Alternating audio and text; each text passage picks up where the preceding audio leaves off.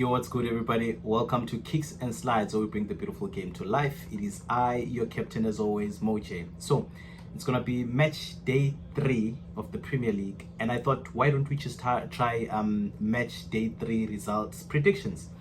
Because I think with the opening fixture, I got most of them right. So I thought maybe I should just continue with it. So we're better, if not the best game of the weekend, which is gonna be obviously Arsenal versus Liverpool. We saw Arsenal against Leeds. Arsenal ran riot. They just abused Leeds in all ways. They abused Leeds in all ways. They didn't give them a chance. That was just all Arsenal. And we saw Gyökeres also managed to score 2 goals. I think, he's gonna score so many goals for Arsenal this season. Even though in that game, the only mistake I saw from Arsenal was that they didn't involve him more. Because you can see even with his first goal, it is a goal that he created himself.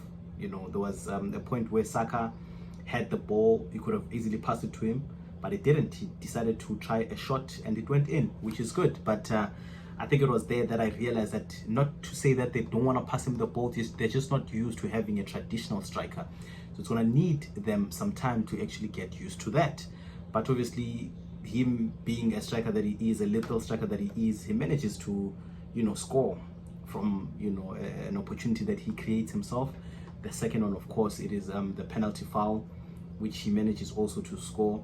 So he's gonna be there, and it's gonna be very interesting because he's gonna be playing against Van Dijk, and we know how Van Dijk is against strikers, traditional strikers. That is, we've seen him against Haaland, how he shuts him quiet the entire game. And with this game where he's gonna go against Gyökeres, I think it's just going to be the same thing, really. It's just going to be the same thing. I don't think Gyökeres will have much to do in the game. It is just going to be, a battle of defense and the mid. That's where the battle is going to be. So Liverpool also, now that defensively they're not really that resolute, they are in trouble. They're very much in trouble. And also they are making so many mistakes. Against Newcastle, they also considered 2 goals in set pieces. And knowing Arsenal, they are set piece gods. So how are we going to keep them at bay? How are we going to keep them at bay? But well, Arnie knows, his job. He won the league. I think he has warranted, the favor and the belief that we should have on him. Even though the past 2 games he hasn't really been that guy. But him having won the league, I should put my trust on him. I know that he knows. I know that he understands how Arsenal plays. And he's going to cook something. He's going to cook something, and Liverpool should be ready.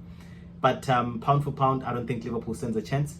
Even when Saka is not there, Liverpool are just not themselves currently, and they're just relying on luck. They are relying on Lady Luck to help them win games. But they might be lucky, this Sunday, because they are at Anfield. And if there's anything we learned over the past, obviously, is that Liverpool at Anfield are a different breed. And obviously this past weekend we also saw Newcastle at St. James, how their fans rallied behind them and became that 11th man that they lost in Gordon.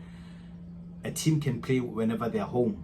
And in this case, Liverpool are lucky because they'll be at Anfield. So they might just maybe sniff a draw. I see a draw, maybe a 2-2 draw. That's how I see.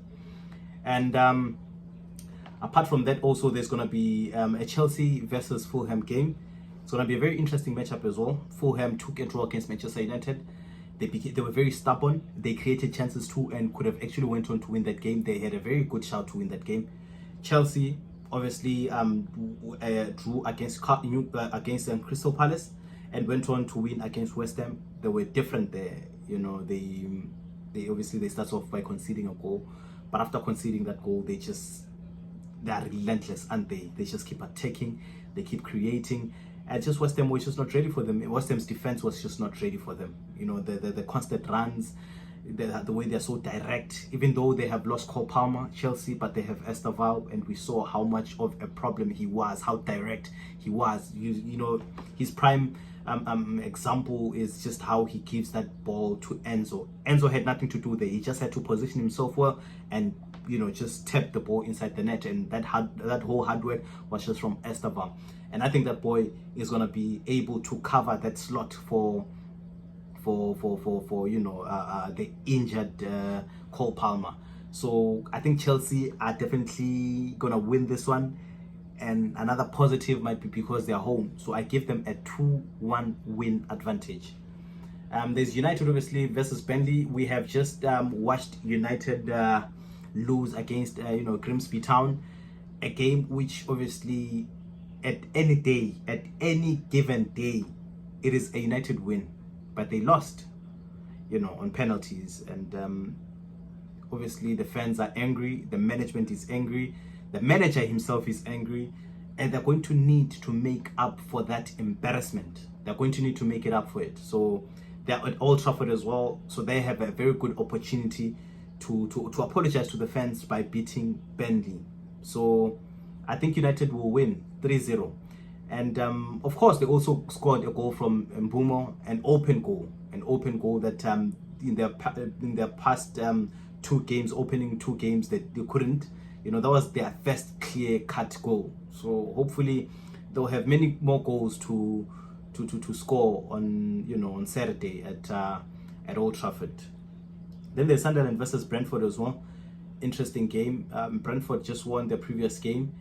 Sunderland obviously will be at the Stadium of Light. We saw them play against West Ham. So when you go to the Stadium of Light, you need to be ready. You need to be fully focused, because if not, the supporters are going to make it very hard for you. For you to go there and collect points is not going to be easy this season. We saw that against West Ham, of course. And Sunderland being home, they're going to give Brentford a very good fight.